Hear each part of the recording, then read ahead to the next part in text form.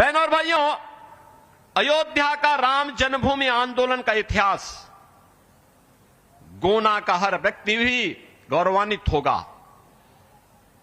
इस आंदोलन को भारतीय जनता पार्टी और अन्य संगठन सभी मिलकर के सहयोग करें। एक स्वर था उस समय जो मुखर रूप से कह रही थी कि इसका नेतृत्व हमें लेना चाहिए क्योंकि हमारी आन मान शान का प्रतीक है। यह स्वर था राजमाता विजया राजे सिंधिया जी का। मुझे याद है राम जन्मभूमि के किसी भी आंदोलन में उन्होंने अपने व्यक्तिगत कार्यक्रमों को छोड़ करके, व्यक्तिगत साधना को छोड़ करके, व्यक्तिगत अन्य कार्यों को एक और करके वे अयोध्या में राम मंदिर की स्थापना होनी चाहिए, राम मंदिर बनना चाहिए। इस आंदोलन के साथ राजमाता पहले दिन से लेकर के अंतिम दिनों तक इस कार्यक्रम के साथ जुड़ी रही। और आज हम सब प्रसन्नता हमें इस बात की है, जब अयोध्या में राम मंदिर का निर्माण हुआ, प्रभु राम 500 वर्षों के बाद विराजमान हुए और प्रभु ने वहां होली भी खेली और 500 वर्षों के बाद अपना जन्मोत्सव भी मनाया।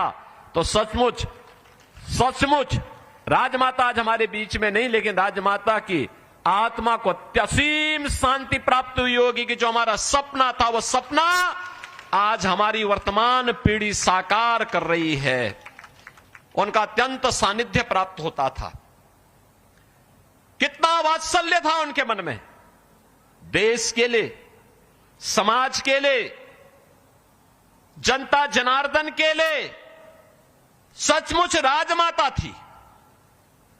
और गोनावासी तो इस बात के लिए सौभाग्यशाली हैं कि 15 वर्षों तक राजमाता आपका नेतृत्व किए देश की संसद में और 17 वर्षों तक भारतीय राजनीति में शुचिता के प्रतीक के रूप में जिन्होंने विकास को प्राथमिकता देकर के उस कालखंड में जब साधन नहीं थे तब भारत के रेल मंत्री के रूप में और जिस भी प्रकार का दायित्व मिला उसमें कार्य का एक स्टैंडर्ड दिया देश को और उसके माध्यम से भारत की प्रगति का मार्ग कैसे आगे बढ़ना है, ऐसे श्रीमंत माधवराव सिंधिया जी का वह सानिध्य इस क्षेत्र को मिलता रहा। बहनों और भाइयों, आज आप सौभाग्यशाली हैं कि यहां पर श्रीमंत ज्योतिरादित्य सिंधिया जी के लिए वहां आपका नेतृत्व देने के लिए एक बार फिर से आपके बीच में यहां पर उपस्थित हैं।